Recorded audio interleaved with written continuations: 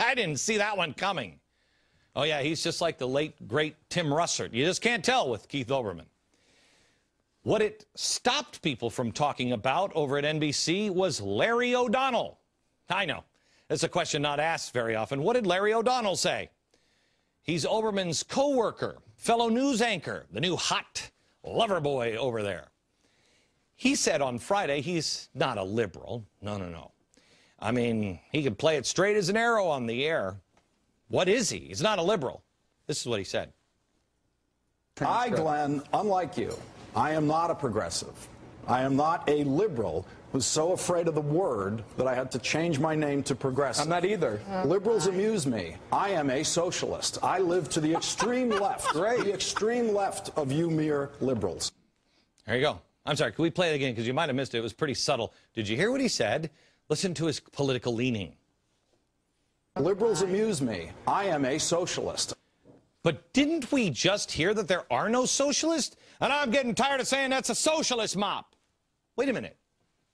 Starting to unmask themselves. He's to the far, far left. He's going after progressives. They're not left enough. But listen to why he is going after progressives. Listen to this.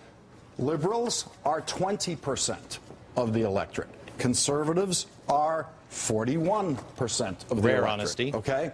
So I don't pretend that my views, which would ban all guns in America, make Medicare available to all in America, have any chance of happening in the federal government. The only way you have a Chairman Barney Frank, there's only one way. That's by electing blue dogs. It's the only way you have a speaker. Stop. Listen to this. This is what he's saying. I'm a socialist, and there's no way anything I believe is going to happen. That's why you elect blue dogs, and you hide behind them. Mark my words, by the end of the week, they are either going to be out full-fledged or they're going to be hiding. And they're going to try to make me into the biggest conspiracy theorist in the country. Is a conspiracy. This is what he's saying. Hide. You got to go and hide behind the blue dogs. You can't be out in the open. I'm playing his words, as I will do on Soros starting tomorrow. Play it in his words. Do not take my word for any of it. You look at their words. You look it up yourself. Now, the crew on the set laughing and chortling. Oh, but I don't know about you. I don't pal around with communists. I don't know any radical revolutionaries. I don't know any socialists. But apparently at NBC and Newsweek, it's not such a big deal. It wasn't long ago that we were appalled at the thought of communists. 2 years ago, I didn't think there were any actual communists. But we are past that now. Remember, the second birth pang, radicals reveal themselves. They're unafraid. And look at what the Communist Party USA is now releasing. Watch. Hi, my name's Garen. I'm a farm worker. My hobbies are watching television and reading books. And I'm a communist. Hi, my name is Arturo. I do home remodeling. And I love Jimi Hendrix, I love U2 and the Lakers. Y también soy comunista. Hi, I'm Dave, and I'm an environmental scientist, and I want to build a more sustainable, better America, a better world. I love to bicycle and hike and sing in my church choir, and I'm a communist. He's just like you, except he's a communist. And that's not a problem. No. Let me show you what communism actually looks like, where people actually had their names changed to numbers in China. There they are. See the numbers? They're not in prison. That's how they did it in China. Just change them to numbers. People are meaningless.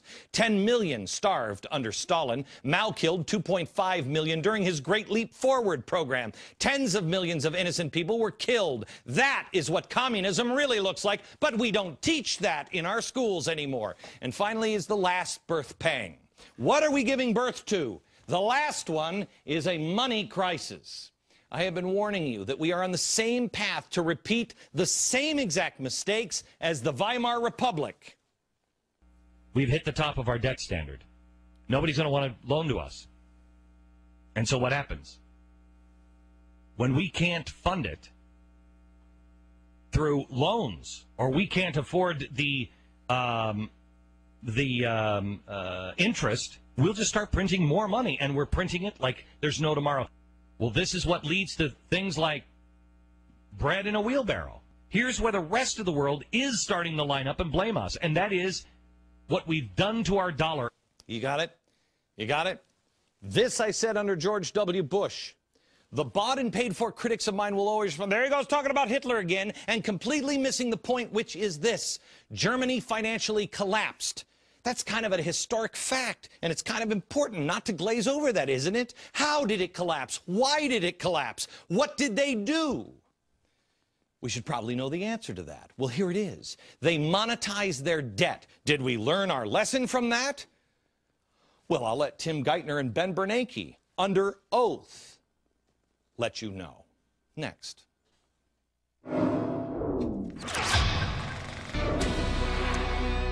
When I said on this program that we would monetize the debt, all of the experts said Glenn Beck's completely insane. Tim Geithner promised it during an interview. Never do it. Ben Bernanke promised it under oath that they would never monetize the debt. Will the Federal Reserve monetize this debt? The Federal Reserve will not monetize the debt. Why is this not the dreaded concept of monetizing the debt, which so many economists warn against? There's no risk of that in the United States because, again, we have a strong independent central bank. A man's word is his bond. Glenn Beck is off his rocker. Don't listen to him.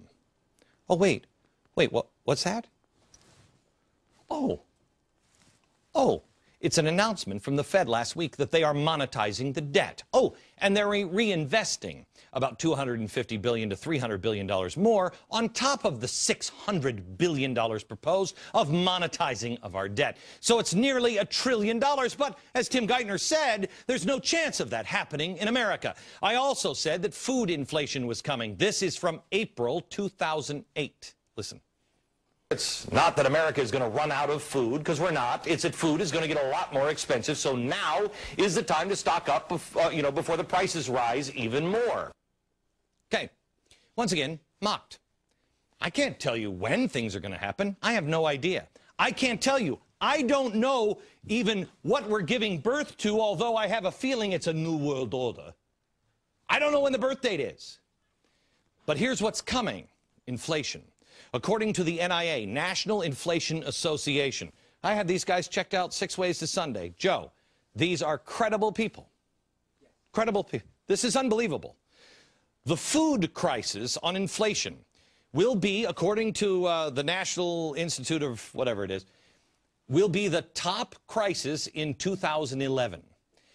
According to them, we can see prices as high for 1 ear of corn, $11.43. 1 ear of corn. $23.05 for a 24-ounce loaf of wheat bread. This, $62.21. 32-ounce packaged granulated sugar, Domino's. Milk. Try this out for size. Hey, Mom, only $24.31 for a 32-ounce container of soy milk. Coffee, $77.71 for an 11.5-ounce container of Folgers Classic Roast Coffee. Not according to me, according to inflation experts. How about this one? This is 15 fluid ounces. If you get a 64 fluid ounce container of Minute Maid orange juice, $45.71. I had to check this one because I couldn't believe it. This is 1.55 ounces. For 1.55 ounce of Hershey's milk chocolate, they say this could cost as much as $15.50. Welcome to your future of monetizing the debt.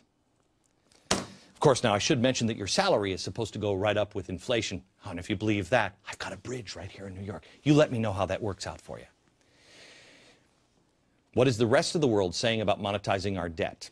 I told you that we were setting ourselves up to be the villains. Well, here is the Chinese finance vice minister. Here is what he said about it.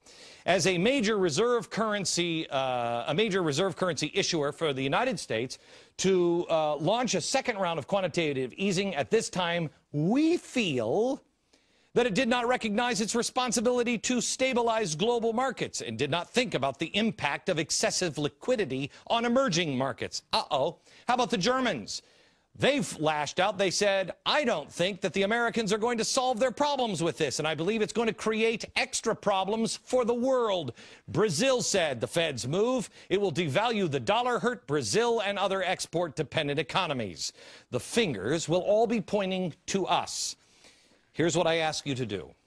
I want you to DVR this entire week. I need you to take notes. I need you to pass them to a friend. I need you to tell everybody you know, watch this important series this week. Information is the best weapon available. Food prices will be going up. The dollar is being intentionally collapsed. You will understand that in, oh my gosh, unbelievable clarity by the end of the week. We are also training the world to blame America for every problem that pops up. When times are tough and they hit hard, do you really think the rest of the world is going to let the big bad America off without any punishment? And one more thought. Who is it that all of us uninformed Americans will run to for help? The answers this week. Back in a minute.